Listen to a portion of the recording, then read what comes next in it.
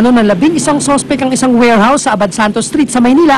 Ayon sa pulisya, nakatanggap sila ng impormasyong sasalakay ang grupo kaya tiniktikan na nila ang mga ito. Naaktuhan ng pulisya ang ilan sa mga sospek na nakapasok na sa loob ng warehouse. Ang mga nilakaw na tela hindi pa naipupuslit dahil nasa loob pa ng nakapark na truck na sinasabing getaway vehicle ng ilang sospek. Nagkaroon pa umano ng palitan ng putok. Wala namang nasugatan. Nagpaputok lang yun para siyempre magkagulo eh. Tumatawag ng pansin eh. Oh. Pero nakuha nga yung 5. Laking pasasalamat ni Kevin C., ang may-ari ng warehouse ng masakot ang ilan sa mga sospek. Noong isang taon, 1 milyong piso ang natangay na halaga ng tela na pag-aari niya. Pareho ng modus operandi ng mga sospek, gumamit ng bolt cutter. Hindi nahuli ang mga sospek na pinaniniwala ang kabilang din sa Lupin Group. Pero maganda ngayon may huli, di ba? Konti lang this time. Ang Lupin Group, ayon sa pulisya, ay sangkot umano sa serye ng nakawan sa mga warehouse sa Binondo at ilang tindahan sa Maynila. Talagang organisado to eh. Pinag-aaralan muna nila mabuti, magpapapasok muna sila ng empleyado doon sa isang establishmento, pag-aaralan mabuti, kapag malinis na, titirahin na nila. Sa kabuuan, 300,000 piso ang halaga ng nanakaw, pero 140,000 pesos lang ang naibalik na halaga ng tela na nakumpiska ng pulisya mula sa 5 sospek na mahaharap sa kasong robbery. Pinaghahanap pa ang nakatakas na 6 nilang kasamahan. Para sa unang balita, Cesar Apolinario reporting. Pag-araro ng isang 10-wheeler truck sa ilang sasakyan sa Taguig, kuwang-kuha ng CCTV. Sa video, kitang-kita kung paano binangga ng truck ang sinusundan na dump truck, motorsiklo at closed van. Ang traffic enforcer ngang ito na nagmamando ng daloy ng trapiko, ilang segundo ring hindi nakakibot dahil sa pagkabigla. Paswerte namang hindi na disgrasya ang mag-ina na muntik nang mahagip ng rumaragasang truck. Pero isang tindahan at isang police outpost ang nawasak. 7 ang naitalang sugatan sa insidente kasama 2 sakay ng motorsiklo na pumailalim sa truck. Nangako ng operator ng 10-wheeler na sasagutin ang pagpagamot sa mga naging biktima.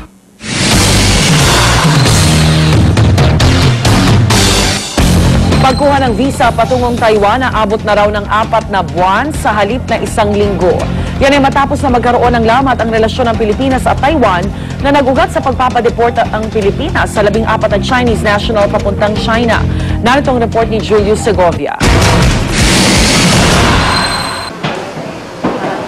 Visa na lang ang kulang at makakalipad na raw pa Taiwan si Deshena Balaba.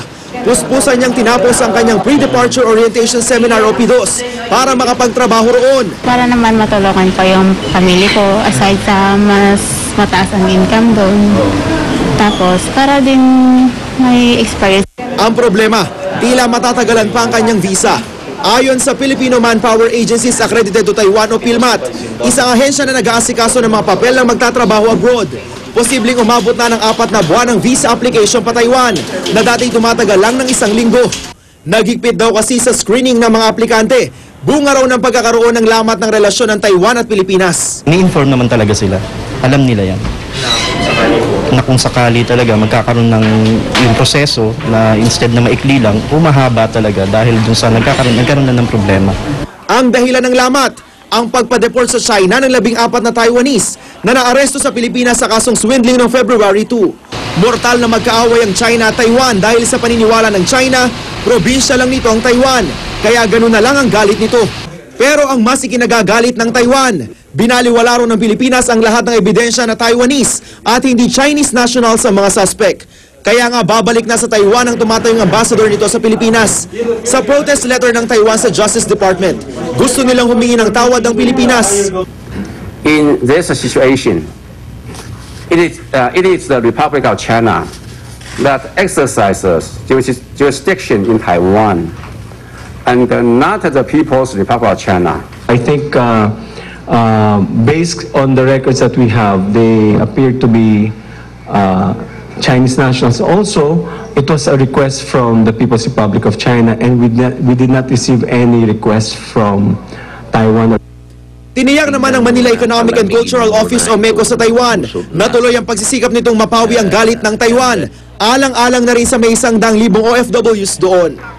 Para sa unang balita, Julio Segovia reporting.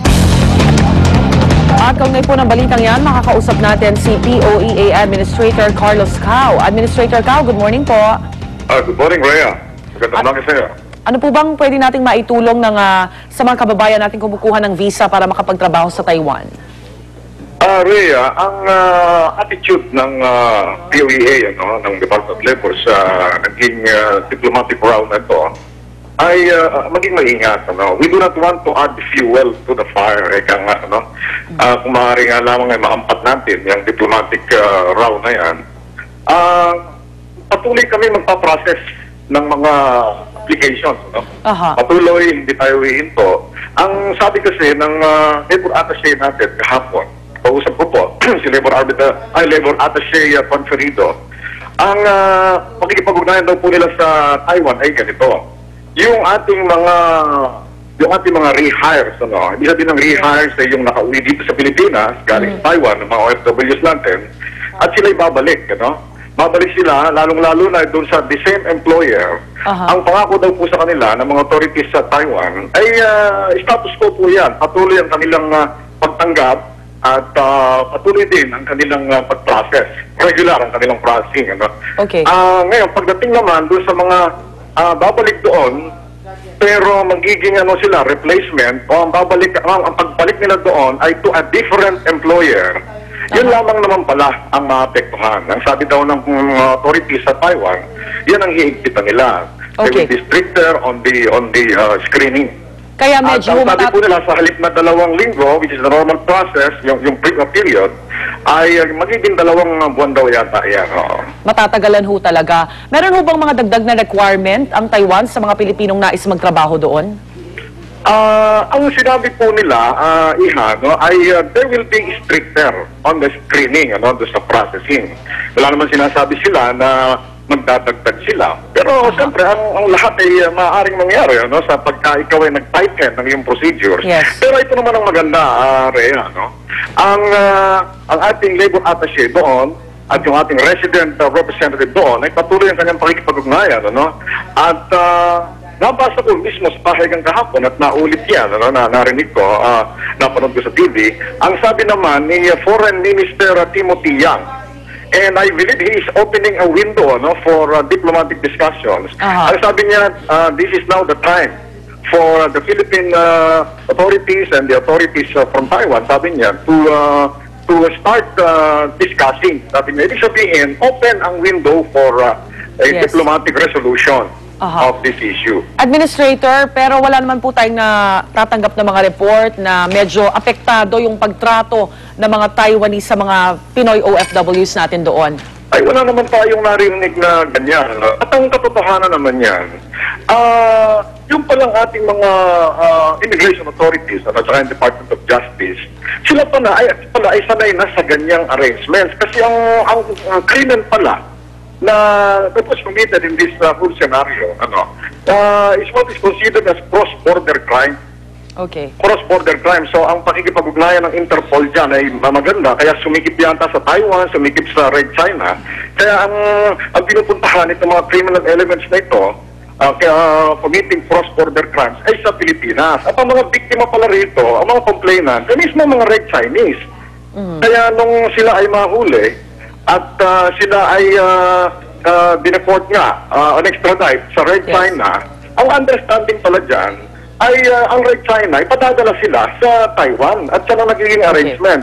Ang nangyari lang yata siguro, nagkaroon ng kakulangan sa consultation. And that is what is being raised by the Taiwanese authorities. But I believe, na this will be resolved in due time. This will be resolved in due time. Alright, Administrator Cao, maraming salamat po sa inyo at magandang umaga. Ay, salamat din, Rhea. God bless you, Iha. POEA Administrator Carlos Cao. Sa ibang balita, presyo ng asukal bumaba ng 5 piso kada kilo. Pero hindi pa rin ito sapat para i-roll back ang presyo ng tinapay. Lalo pa tataas din ang presyo naman ng ibang sangkap. Narito ang report ni Bernadette Reyes.